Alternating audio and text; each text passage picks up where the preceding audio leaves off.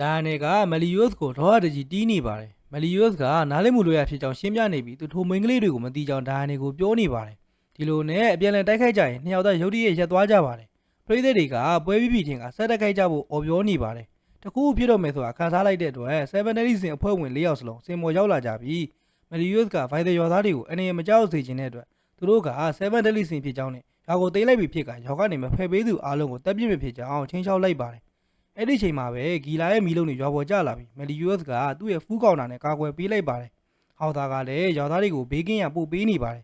ထို့ချိန်ဂီလာနဲ့ဂျေကိုတို့တိုက်ခိုက်ရင်ဆင်းလာကြတဲ့အတွက်မလီယိုစ်ကသူတို့အရင်ကတည်းကအင်အားကြီးလာကြပြီဖြစ်ကြောင်းနဲ့အဖွဲခွဲတိုက်ကြဖို့အမိန့်ပေးလိုက်ပါတယ်ဘန်ကဂျေကိုနဲ့ရင်ဆိုင်နေရပြီးဘတ်ဆောင်မှာသူမကိုအဆက်ခွဲခဲ့တဲ့ဘန်ကိုအပြင်းပြင်းလက်စားချိန်နေပါတယ်သူမရဲ့အမြန်နှုံးနဲ့ဓာတ်ချက်တွေကဘန်ကိုအပြင်းနဲ့ဒဏ်ရာရစေပြီးဘန်ရဲ့ခန္ဓာကိုယ်ကဒဏ်ရာတွေကထူးဆန်းစွာမကျက်ပဲအရေးနေခဲ့ပါတယ်ထိုနည်းတူမလီယိုစ်လည်းဂီလာရဲ့ဒရက်သက်ပောက်ကွဲသိတဲ့နဲ့မီလုံးတွေအောက်မှာကြာရှုံးနေပါတယ်။နှစ်ယောက်သားရန်သူလက်အောက်မှာအလူလက်ခံနေရခြင်းကင်းရောက်လာပြီးဂီလာနဲ့ဂျေကိုတို့ခိုးရိတ်နှောရဲ့ရိုက်ကဟော့ကိုမလီယိုစ်နဲ့ဘန်တို့ကိုဘေးလူရောက်ခေါ်သွားရမှာလိုက်ပါတယ်။အဲ့ဒီအချိန်မှာဒိုင်နယ်ကသူမရဲ့ဂီဒီယွန်ပျောက်ဆုံးသွားလို့စိတ်တက်ကြနေပါတယ်။အဖိုးကြီးတယောက်ဒဏ်ရာရနေရကိုတွေးလိုက်တဲ့အတွက်သွားကူနေစဉ်ဟိုလီနဲ့ရောက်လာကဒိုင်နယ်ကျူးလွန်ခဲ့တဲ့ပြစ်မှုတွေကိုပြောနေတဲ့အတွက်ဒိုင်နယ်ကသူမမလို့ကြောင်ပြောလိုက်ပါတယ်။ထို့ချိန်သဲဥလူကောင်ရောက်လာပြီးဒိုင်နယ်ကိုမြေဆွဲရနဲ့တိုက်ခိုက်နေချိန်အဖိုးကြီးကိုထိခိုက်မှဆိုးတဲ့အတွက်ဟောက်သားစီပြစ်ပေးကအောက်ပြိုကျသွားခဲ့ပါတယ်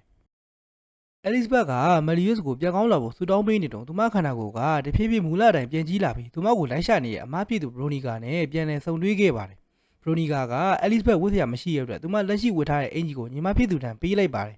နောက်ပြီးဟူလီနဲ့တွေလိုက်ဖမ်းနေတဲ့7 daily စင်အဖွဲ့နဲ့အတူရှိနေအဲလစ်ဘတ်ကိုအပြစ်တင်နေပြီးဘရိုနီကာကမလီယိုစ်မကောင်းကြောင်ပြောလိုက်ကမလီယိုစ်ကအဲ့လိုလူမျိုးမဟုတ်ကြောင်အဲလစ်ဘတ်ကပြန်လည်ရှင်းပြလိုက်ပါတယ်ဘာပဲဖြစ်ဖြစ်သူမနဲ့တူလိုက်ခဲ့ဖို့ဘရိုနီကာကခေါ်နေစဉ်မလီယိုစ်ထလာကသူတည်မယ်ဆိုရင်တော့အဲလစ်ဘတ်ကိုကာကွယ်ပေးမယ်ဖြစ်ကြောင်းပြောလိုက်ပါတယ်ဘရိုနီကာက Dreyfus ပေးလိုက်တဲ့ Goddess Emma ကိုထိုးသုံးဖို့စဉ်းစားလိုက်ပြီးမန်နယ်ရွတ်လိုက်ကမလီယိုစ်ကိုထိုကြောက်တုံးနဲ့ချိတ်ပေးလိုက်ပါတယ်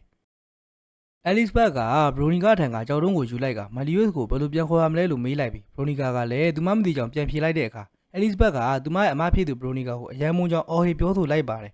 ်ဘရိုနီကာကဂရီယာမိုးကိုအမိန်ပေးလိုက်ပြီးအဲလစ်ဘတ်ကိုမော်ဆောနဲ့ဖမ်းဆီးကပြန်ခေါ်သွားဖို့ပြင်လိုက်ပါတယ်ကင်းကမလီယိုစ်နဲ့ဒိုင်ယာနဲ့အငုသက်တွေများတော့တာကိုနာတိုရဲ့စိတ်ဖြူလို့ပဲသိလိုက်ပါတယ်သူ့ဘဝသားတွေကိုတခုလွတ်လိုက်သေးတယ်လို့ကင်းရန်ဂီလာနဲ့ဂျေကိုမေးကသူ့ဘာသာသွားကြည့်တော့မှဖြစ်တဲ့အတွက်မနှောက်ယှက်ဖို့မှားနေသည်တိုက်ခိုက်လိုက်တဲ့အတွက်ကင်းကမညာတော့ပဲအသေးပြန်တီးပါတော့တယ်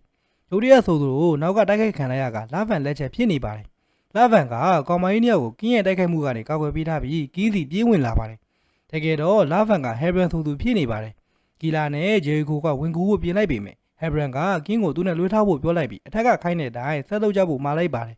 ဒီလိုနဲ့ကင်းနဲ့ဟဲဘရန်တို့တိုက်ခိုက်ကြပြီးကင်းကအတက်နိုင်ဆုံးပြန်တိုက်ခိုက်ပေမဲ့တိုက်ပွဲပွန်းထားတဲ့အတွက်အရေးနေခဲ့ပါတယ်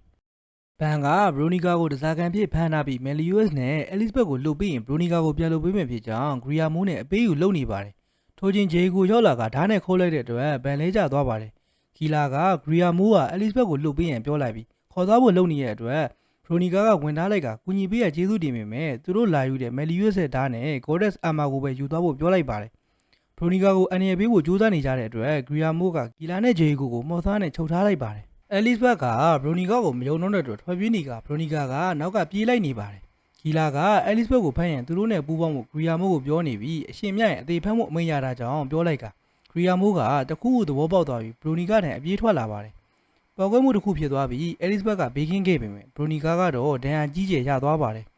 ်တေလူမျိုးဘဖြစ်နေတဲ့ဘရိုနီကာကိုအဲလစ်ဘတ်ကသူမမုန်းတယ်လို့ပြောခဲ့မိတဲ့အတွက်တောင်းပန်နေပြီးသူမအမကိုအယမ်းချေချောင်ပြောနေပါတယ်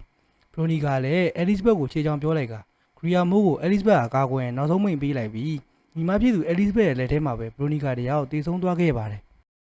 ်ဂီလာနဲ့ဂျေကိုတို့လွတ်လာကြပြီးဂီလာကဂရီယာမိုးကိုတိုက်ခိုက်လိုက်ကအဲလစ်ဘတ်ကိုသူတို့နဲ့တူလိုက်ခဲ့ဖို့ခေါ်နေတဲ့အတွက်အဲလစ်ဘတ်ကမန်လီယိုစ်ကိုကြောက်တုံးတွေကထွက်လာခဲ့ဖို့အော်ဟစ်ကူညီတောင်းနေပါတယ်မန်လီယိုစ်ကစောင်းရရင်နိုးထလာကချိတ်ပိတ်ခံရကနေ evil ဆက်ဆက်ငှိုးသက်တွေနဲ့ကြောက်တုံးတွေကထွက်လာရင် The 7 Daily Sin episode တွေကတော့ဒီမှာပဲအဆုံးသတ်သွားခဲ့ပါတယ်